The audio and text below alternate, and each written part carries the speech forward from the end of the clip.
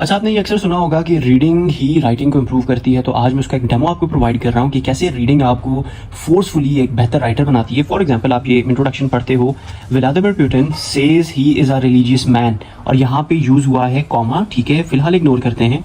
A great supporter of the Russian Orthodox church, यानी religious man होना अलग बात है और a great supporter of Russian Orthodox church होना अलग बात है। तो यहाँ पे एंड भी तो यूज हो सकता था। सवाल आता है ना कि यहाँ पे अगर होता he is a religious man and a great supporter of the Russian Orthodox church, लेकिन यहाँ पे कॉमा यूज किया गया है। तो पहला मेरा सवाल जो मेरे जहन में आएगा वो ये होगा कि यार वाई कॉमा। अब जब मैं इसकी रिसर्च करूंगा, जब मैंने डेफिनेटली आपको क्लास ली हुई है कॉमा वाली, तो आपको समझ आ रही होगी कि ये जो रिलीजियस मैन है, ये जो रिलीजियस पर्सन है, इसकी एक्सप्लेनेशन जो है वो क्या पड़ी हुई है, ये आगे पड़ी हुई है। यानी उसके रिलीजियस मैन होने की वजह से वो एक सपोर्टर है रशियन ऑर्थोडॉक्स चर्च का, इसलिए मैंने यहाँ पे कॉमा यूज किया। एंड यूज करता तो ये दो डिफरेंट आइडियाज लगते, लेकिन मैंने कॉमा यूज किया। तो अब मुझे ये क्या लग रहा है, ये लग रहा है कि एक ही आइडिया है जो आमने सामने पड़ा हुआ है, इसकी वजह से ये चीज है, इसके होने से ये चीज है, तो इसलिए मैंने क्या किया हुआ है कॉमा। रिलीजियस मैन की एक्सप्लेनेशन वो कैसे देता है कि भाई वो सपोर्टर है रशियन ऑर्थोडॉक्स चर्च का, तो इसलिए मैंने यहाँ पे कॉमा यूज किया। अगर आगे थोड़ा सा चलते, इफ सो, अगर ऐसा है, और यहाँ पे आके मैं थोड़ा सा रुकता हूँ, इसलिए मैंने यहाँ पे कॉमा यूज किया, ठीक है।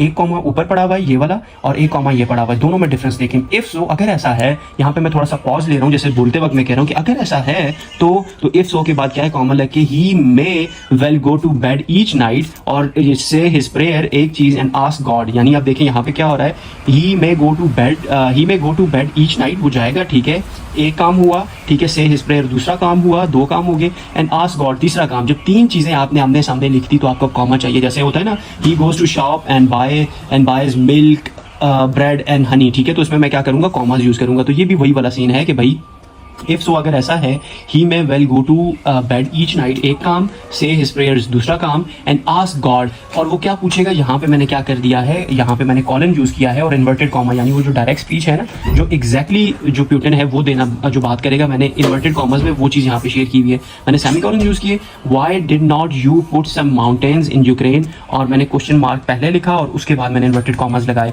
अब मुझे समझ आती है कि जब भी इन्वर्टेड कॉमर्स होंगे तो हम अक्सर क्या गलती कर रहे होते हैं, इन्वर्टेड कॉमर्स यहाँ पे बंद कर देंगे, फुल स्टॉप बाहर पड़ा होगा या आपका क्वेश्चन मार्क बाहर पड़ा होगा, लेकिन ये गलत है। तरीका ठीक क्या है कि आपने इन्वर्टेड कॉमर्स के अंदर ही वो जो बात है वो खत्म करनी होती है, और इवन क्वेश्चन मार्क या फुल स्टॉप भी उसके अंदर होता है। तो अब जरा देखिए, आप मैंने एक क्या 2.5-3 लाइंस पढ़ी हैं और ग्रामर के कितने कॉन्सेप्ट्स, कॉमा का बेहतरीन यूज, एक तरीके से कॉमा का यूज, दूसरे तरीके से, तीसरे तरीके से कॉमा का यूज मुझे पता चल गया। सेमी कॉलन लगा के जो डायरेक्ट स्पीच है, जो एग्जैक्ट पुतिन के मुंह के अल्फाज हैं, मैं वो लिखना चाह रहा हूँ, तो मैं इन्वर्टेड कॉमर्स में लिखूंगा। अगर मैं ये इन्वर्टेड कॉमर्स ना होते तो उसका मतलब ये था कि ये पुतिन की डायरेक्ट स्पीच नहीं है, पुतिन ने कोई बात की और मैंने उसको समराइज कर दिया, तो मैं इन्वर्टेड कॉमर्स के बगैर लिखूंगा। लेकिन हम होता है ना डायरेक्ट एंड डायरेक्ट में क्या होता है, खैर ये पेन लिखता तो नहीं है, वो क्या होता है, शी सेड, आगे colon, inverted comma, I am going to school, ठीक है। तो वो जो शी सेड, जो एग्जैक्ट उसने अल्फाज बोले थे, मैं उसको इन्वर्टेड कॉमर्स में लिख रहा हूँ। तो यहाँ पे इन्वर्टेड कॉमर्स का क्या मतलब है, एग्जैक्ट जो बात की गई है किसकी वजह से, पुतिन की तरफ से, वो मैंने यहाँ पे नोट डाउन कर दिए। थोड़ा सा आगे चले, if God had build mountains in Ukraine, तो क्या हो जाता उससे, ठीक है। अब मैं उसकी एक्सप्लेनेशन दे रहा हूँ, तो एक्सप्लेनेशन के लिए मैं यहाँ पे कॉमा यूज कर रहा हूँ। Then the great expanse of flattened that is the north European plain would not be such encouraging territory from which to attack Russia repeatedly, ठीक है जी। तो मतलब ये क्या है, उसकी एक्सप्लेनेशन है। तो ये कॉमा, आपका कॉलन, इन्वर्टेड कॉमास, ये वो तरीका है जी जिसकी मदद से आप क्या कर सकते हो, अपनी रीडिंग की वजह से, रीडिंग की बिना पे अपनी राइटिंग इंप्रूव करते हो। आपको मैंने एक्सप्लेन की एक एक कॉन्सेप्ट, ग्रामर में आप यही सीख रहे हो, सेशन में यही चीज़ें आप सीख रहे हो, और ये वो रीडिंग है। अभी आप इमेजिन करें ना कि अगर आप ये पूरी की पूरी ये किताब पढ़ते हैं इसी तरीके से जैसे मैं भी आपको सिखा रहा हूँ। टाइम लग गया कितने, 4 मिनट हो गए इस वीडियो को, लेकिन 4 मिनट में मुझे क्या कुछ सीखने को मिल गया है, दैट इज प्राइसलेस, ठीक है। तो this is the way forward.